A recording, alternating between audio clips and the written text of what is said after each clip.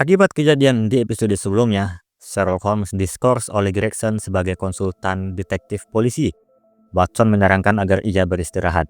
Jadi Holmes mengisi waktu dengan mengunjungi website yang berkumpul orang-orang penyuka teori konspirasi. Tidak ingin mengganggu, Watson pergi menuju terapisnya. Kemudian Holmes mengirim pesan ke Watson untuk menyusul ke alamat yang dikirim.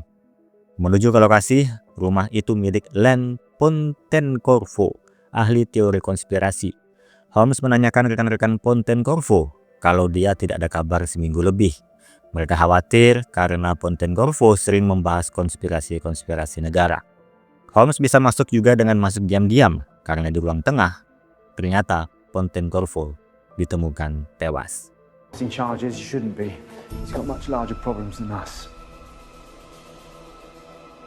Polisi pun datang. Bell melihat Holmes harusnya tidak di TKP dan juga polisi menyimpulkan ini adalah bunuh diri. Tapi Holmes tidak melihat Pontecorvo bunuh diri, melainkan dibunuh. Karena saat ini status Holmes diskors, pendapatnya diabaikan oleh polisi. Holmes melihat kura-kura peliharaan Pontecorvo dan ingin membawanya pulang. Dia melihat salah satu batu hias kandang kura-kura itu terlihat aneh. Dan benar ditemukan sebuah alat penyadap. Sampai di rumah Holmes, dia sudah mengecek alat penyadap itu bukan alat komersil. Warga biasa tidak bisa membeli barang itu. Ditambah rekannya dari London menghack komputer Pontecorvo yang berisi spyware. Dari semua konspirasi yang Pontecorvo selidiki, ada satu konspirasi yang bisa berhubungan dengan penyebab dia tewas, yaitu mengenai konspirasi The Red Team. Sebuah think tank rahasia yang mensimulasikan skenario serangan teroris untuk pemerintah. Tim biru akan berperan sebagai tentara, sedangkan para veteran tentara, masyarakat yang punya intelijen tinggi akan berperan sebagai teroris di kubu tim merah. Tiap tahunnya, Red Team akan berganti dan setiap simulasi selalu dilaporkan. Kecuali di tahun 2009, Len Pontecorvo meyakini di simulasi itu serangan teroris berhasil untuk menghabisi penduduk dalam jumlah banyak dengan sumber daya yang sedikit, di mana tim biru gagal mencegahnya sehingga dianggap menjadi rahasia federal. Jadi hingga saat ini belum diketahui siapa saja anggota di tim merah pada tahun 2009. Pontecorvo mendapatkan satu nama, yaitu Martin Nagowski, mantan ahli bidang pemberontakan. Meninggal tahun lalu karena penyabretan, tapi ini seperti direncanakan untuk menutup mulut Nagowski tidak membocorkan rahasia tim merah. Kemudian Watson pergi menemui Gregson, membahas bagaimana caranya Holmes bisa kembali menjadi konsultan polisi. Untuk saat ini, Gregson masih belum menerima tindakan Holmes yang ingin membunuh karena balas dendam.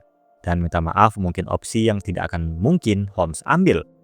Di saat itu, Watson mendapat pesan dari Holmes untuk bertemu di sebuah rumah sakit. Melihat dari catatan Pontecorvo yang menyusun daftar nama yang berkemungkinan menjadi anggota Red Team, Casto Anello salah satunya yang Holmes ingin temui sekarang. Casto Anello, seorang dokter dalam bidang teknik sipil, kini mengidap Alzheimer. Orang yang mempunyai penyakit ini, ingatan memorinya akan berkurang dalam hitungan minggu. Anehnya, tidak ada satupun riwayat keluarganya mempunyai penyakit ini.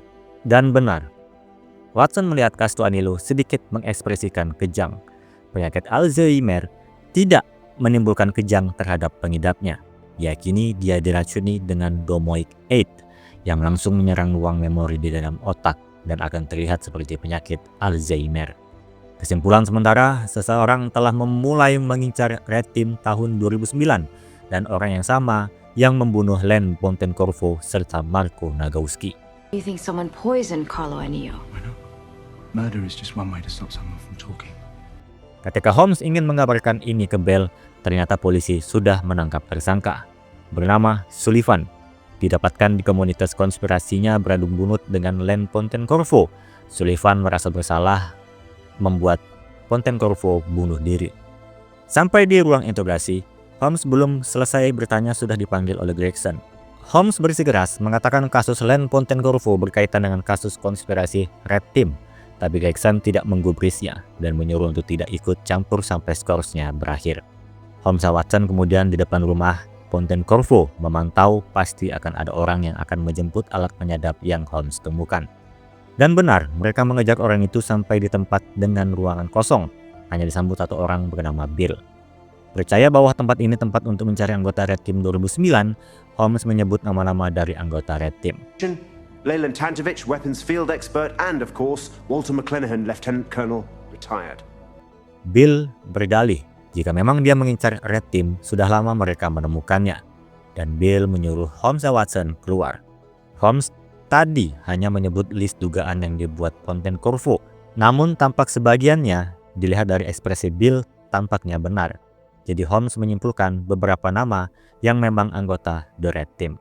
Lalu Bell menelpon Holmes mengabarkan benar kalau Casto Anillo diracuni, dan Gregson ingin mendengar lebih detail. Kesempatan Holmes untuk membawa para anggota Red Team ke kantor polisi. Terdapat 4 orang: Walter McClanahan, pensiunan letnan kolonel, Vena Mehta, Harold Dresden, Sheldon Frost. Holmes menceritakan kalau adanya sebuah pembunuhan berencana yang menargetkan The Red Team. Jadi Holmes meminta siapa orang yang berkemungkinan ingin menyakiti mereka. Mereka tidak bisa menyebut nama karena akan dianggap pengkhianat negara. Jadi mereka pergi. Vena meninggalkan petunjuk untuk polisi, sebuah nama dengan julukan The Yosarian.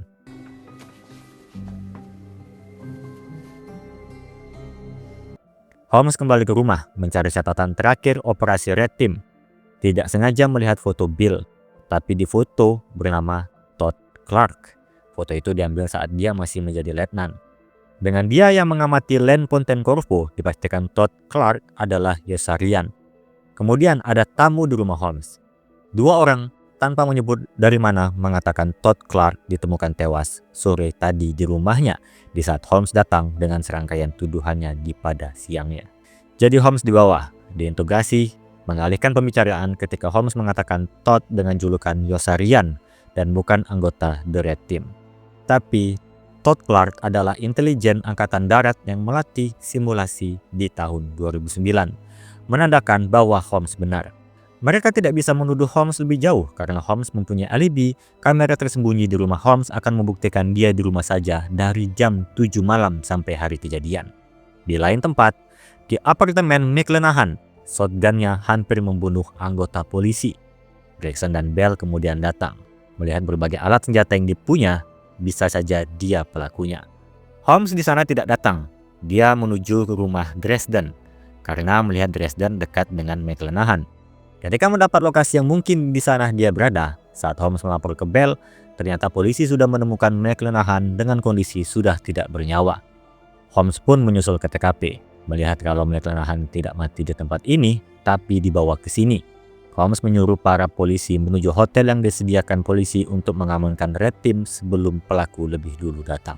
Di sisi Dresden yang sudah sampai di hotel bersama satu detektif, ternyata Dresden membuat pingsan sang detektif. That works perfectly. Thank you. Lalu dia keluar melihat Vena. Saat ingin menembaknya, polisi lebih dulu mencegah Dresden sehingga Vena selamat. Sekarang polisi mengepung hotel. Polisi tidak bisa masuk karena Dresden menyandra detektif yang dibuat pingsan tadi. Membunuh 2 anggota tersisa di hotel penuh polisi, rencana yang terlalu berisiko bagi Holmes. Dan Gregson juga menelpon Dresden. Dia tidak meminta apapun kecuali Vena dan Frost. Entah apa motifnya, tapi Holmes meminta kesempatan untuk masuk ke ruangan Dresden. Dia yakin bisa bernegosiasi dengan Dresden. Masuklah Holmes ke ruangan. Simulasi perang yang dilakukan Red Team di tahun 2009. Simulasi yang berhasil melumpuhkan tentara, membunuh ribuan penduduk hanya dengan sumber daya yang sedikit. Suatu saat, cepat atau lambat, salah satu anggota akan membocori informasi itu. Dengan matinya satu persatu, maka harga tawaran akan semakin naik. Ditambah keuntungan dengan matinya Todd Clark, membuat para anggota dikumpulkan di satu tempat. Mempermudah Dresden menghabisi sisanya. Tapi kenapa baru sekarang?